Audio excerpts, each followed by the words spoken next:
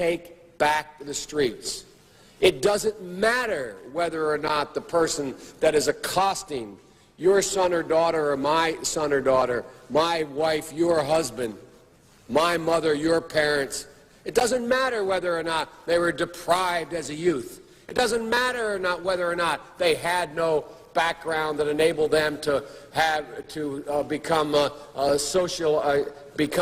socialized into the fabric of society. It doesn't matter whether or not they're the victims of society. The end result is they're about to knock my mother on the head with a lead pipe, shoot my sister, beat up my wife, take on my sons.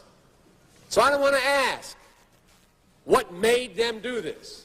They must be taken off the street. That's number one. There's a consensus on that. The Democratic chairman of the Judiciary Committee, the Democratic President of the United States of America, the Democratic Attorney General, the Republican leader of this effort, Senator Hatch, the Republican senator from Texas. We all agree on that.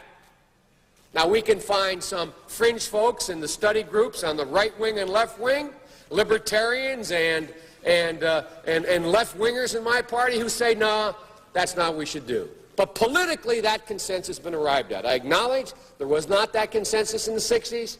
There is today.